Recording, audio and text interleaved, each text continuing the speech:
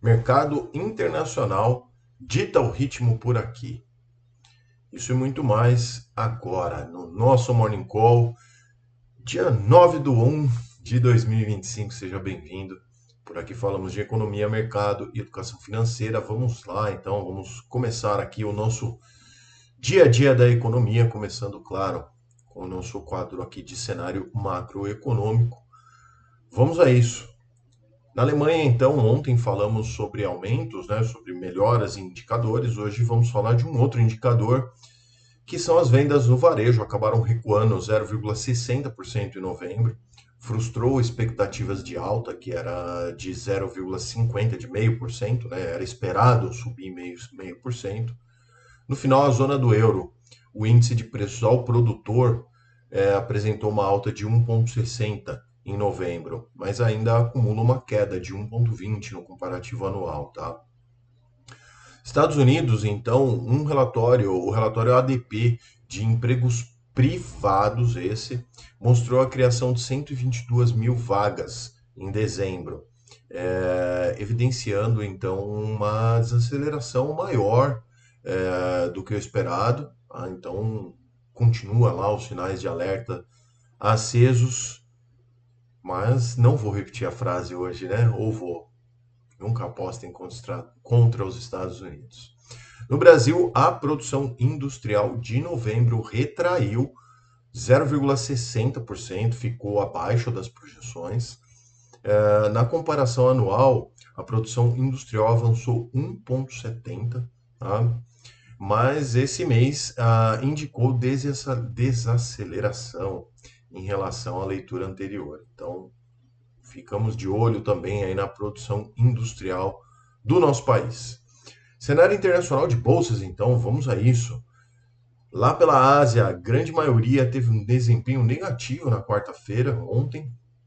O Nikkei recuou 0,20, nem tão negativo assim.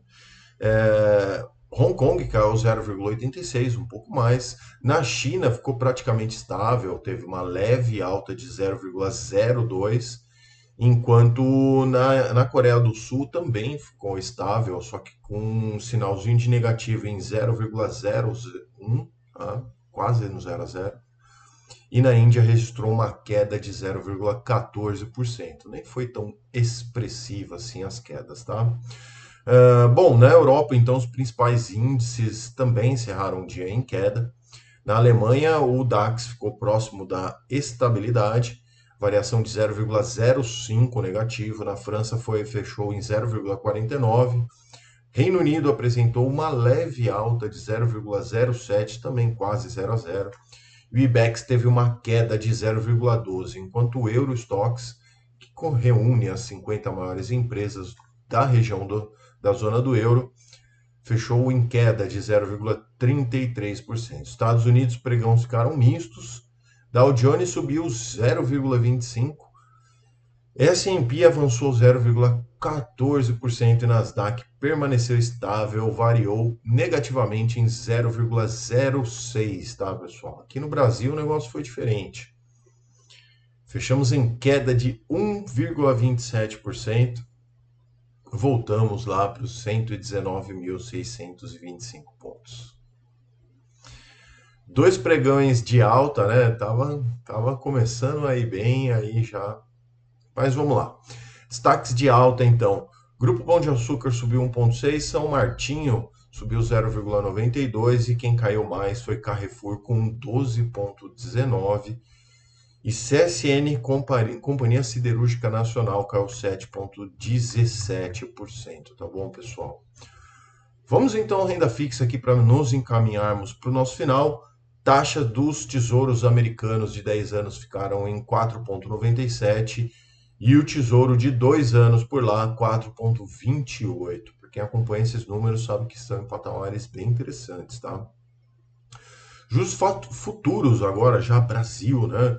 Encerraram o pregão de quarta com movimentos mistos, tá? Então as taxas de curto prazo recuaram, enquanto as de mais longo prazo subiram. A agenda doméstica de ontem foi muito esvaziada, como eu falei na cabeça lá do vídeo, E o mercado internacional, o foco dos mercados internacionais acabaram influenciando no nosso desempenho.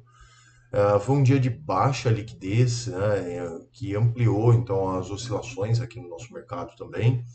E no final, então, a taxa do DI de janeiro de 2025 acabou fechando em 14,97, uma leve queda, ela estava em 15,04, enquanto em relação ao DI 29, por exemplo, de 15,19 subiu para 15,23, tá? Então foi isso. O aumento nesses vértices mais longos, nesse DI mais longo, ele se deu por conta da questão lá dos Estados Unidos, impulsionado por pressões inflacionárias por lá, né? Já que a equipe lá do Donald Trump, que deve assumir, está falando de forma recorrente, né, sobre novas tarifas comerciais, etc. Então isso causa ali um temor nos mercados, acaba especulando juros para cima. Bom, por aqui, enfim, continuamos na mesma. Incerteza fiscal continua a pesar no mercado, tá bom? Acompanhemos, né? Agora, então, vamos só dar uma olhadinha aqui na curva do DI, na curva pré, né? Opa, ela não subiu aqui, mas agora ela vai, quer ver? Apareceu. Então, nenhum movimento muito relevante, né? Nossa curva continua ali, indicando em 2 anos, perto da casa de 15,5%, o que é bem pesado. Mas é isso aí. Seguimos aí firmes e fortes na luta diária. Bom, vamos falar de coisa boa, né? Separei aqui já ontem para vocês. Já comecei a falar sobre isso ontem, né? Sobre metas financeiras para 2025. Claro, tem uma matéria aqui, pessoal, mas isso não é genérico. Isso é regra, tá? Então, deixo de novo a matéria na descrição do vídeo para você acessar e ler na íntegra, né? Se tiver alguma dúvida, pergunta aqui para mim, comenta, eu te ajudo. Fiquem tranquilos, tá bom? Mas vamos lá, ontem falamos dos passos, né? O que fazer. E hoje a gente tem que colocar a metodologia em prática. E aqui eu não vou me ater a super técnicas, mas a esses pontos. Atenção, depois que vocês definirem as metas, né? Que vocês definirem ali as fases das coisas, você precisa fazer coisas que sejam tangíveis, tá? Definir metas que sejam tangíveis, se organizar de forma que seja plausível para você realizar isso. E como que pode fazer? Como a gente pode facilitar isso? A sua meta, primeiro, tem que ser bem específica. Você precisa saber o que você deseja alcançar. Vou tirar aqui da tela que está ficando um pouco mais lento, vou só ler para vocês, vou deixar a matéria na descrição. Você precisa saber o que você deseja alcançar, quando isso vai acontecer e quais os recursos necessários para que isso aconteça. Junte isso e separe. Aí depois, essa sua meta, ela precisa ser mensurável. Você tem que ter como medir a sua meta, ok? Aí você vai colocar lá, quanto tenho hoje guardado para essa meta? O que eu já tenho? Qual é o meu ponto de início? Quanto preciso economizar ou juntar ou ganhar a mais para atingir o restante? Então, é uma outra coisa mensurável. E quanto os meus valores precisam crescer, render para cobrir chegar até lá, potencializar isso. Tá? Então, ela precisa ser mensurável.